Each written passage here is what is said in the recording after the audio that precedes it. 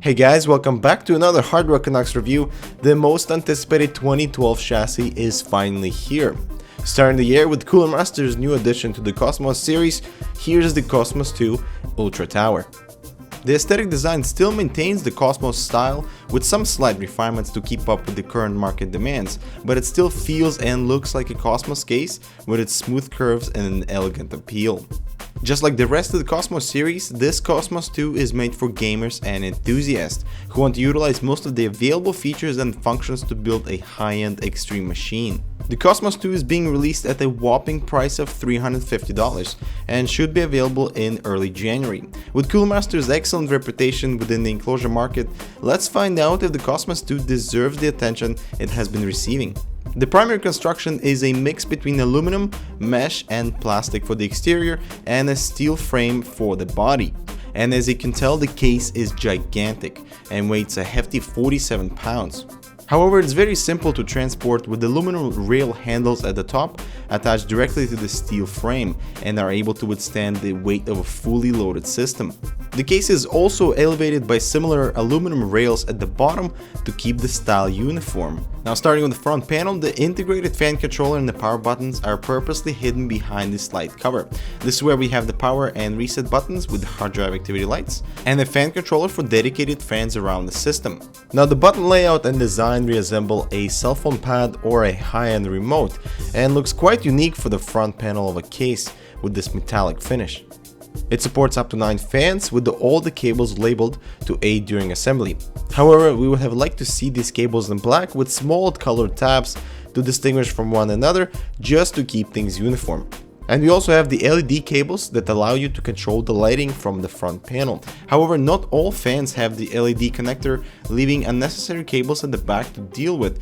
The LED on each of the buttons indicates the speed of the fans, blue for slow, purple for medium, and red for high speed. Right below that is our audio eSATA port, 2 USB 3 and 4 USB 2 ports. The USB 3 ports connect through an internal 20-pin cable, and unfortunately Cooler Master does not provide the USB 2 to USB 3 adapter, leaving the ports unused in case you do not own a compatible motherboard. Now, we've seen a lot of case manufacturers leaving this adapter out of the accessories, and we believe it should become a standard to include the adapter if the case is USB 3 ready.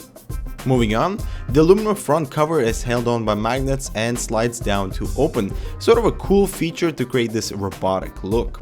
This is where we have 3 5¼ removable bays, allowing excellent addition of 2 hot swap bays with a locking mechanism and a removable dust filter for the front intake fans.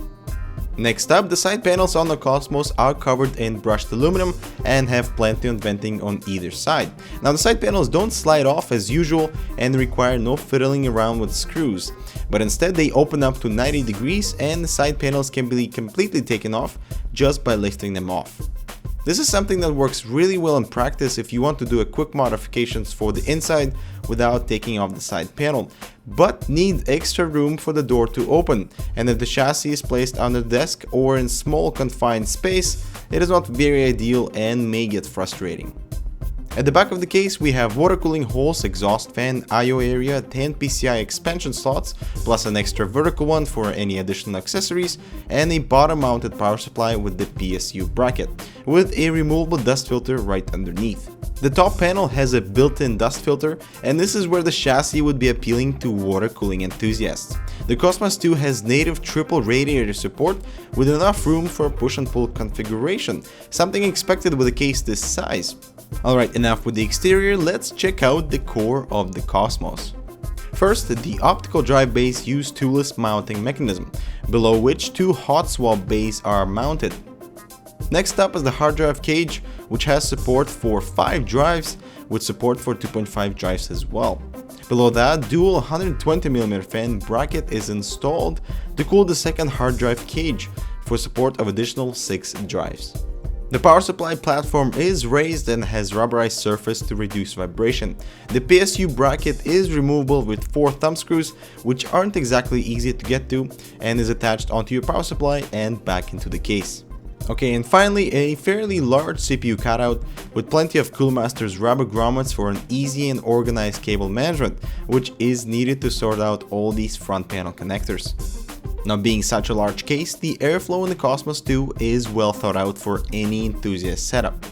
And included 200mm front intake fan to cool the top chamber, mounting for an optional 120mm fan onto the hard drive cage for extra cooling potential, with an included 140mm exhaust fan for the back, and either a triple 120mm fan setup for the top, or dual 140mm, or a single 200mm fan is supported.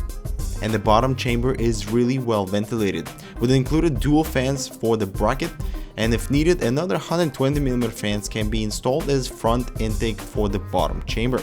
Now, the fans on the bracket are held on by clips to reduce the hassle of working with screws. However, the clips allow the fan to wobble a little bit and may cause unwanted noise if high-speed fans are installed. Looking in the back of the chassis, with plenty of room for wiring, with cable tie mounting spread out in just the right places. Alright, let's see some of the modular options for the Cosmos. First, the top hard drive cage can be removed, either to have less resistance for the airflow or installation of water cooling components. Next up is the bottom chamber, which can house a dual radiator. First, we need to remove the fan bracket, and after several screws, remove the bottom cage completely. As part of the accessories, radiator brackets are included, which are needed for mounting the rad onto the bottom chamber. It is mounted vertically with plenty of room for a push and pull configuration, and tubing can be passed through the rubber grommets into the top chamber. Now, speaking of accessories, an 8-pin cable extension along with some cable management zip ties and clips are included, with 2 pairs of keys for the hot swap base. Alright, we are almost ready for assembly, but one more thing to mention. More cooling can be added through the side panel. This isn't a toolless approach, requires to remove screws and mount a dual 120mm fans onto the part of the side panel. These sit directly at the bottom of your motherboard and are meant to cool your graphics cards. Now, as expected, assembling a system into such a large case is no problem. We really like the toolless hard drive base and the optical drives. Support for long video cards is no sweat either. With the top hard drive cage in place, 15.5 inches is available, which is more than enough to house the longest video card on the market at the time of this review. Also, the cable management, making sure you can get your system up and running fast, and most importantly, clutter-free is the case here. Absolutely a breeze and can be completed in no time. The Cosmos chassis have always stood out with its elegant appeal and enthusiast craving possibilities. As the enclosure market gets more and more competitive, those who have the edge in design and really understand what makes a practical yet unique case will attract consumers' interests. With that said, Cooler Master seems to be heading into the right direction with the Cosmos 2. Alright, let's wrap this up. The Cosmos 2 has class, and we love the stylish and elegant design of the chassis that speaks quality with the steel frame and aluminum accents on the exterior, with modular possibilities to suit many needs for both air and water cooling. Especially the native triple rad support at the top is absolutely a must. And then lastly, the cable management with rubber grommets and separate chambers for hardware division is well thought out, and any user will appreciate it. However, a couple of useful functions backfire, like the opening in the side panel. While useful for quick checkups, they require to be at least at 45 degrees before they can be lifted off, and may require more work than intended. And we also found the PSU bracket thumb screws placement a little awkward and hard to get to. But for the overall package, Cooler Master's new Cosmos 2 is a damn good case. And that wraps up our review of the Cosmos 2. Thank you guys for watching, and we'll see you next one.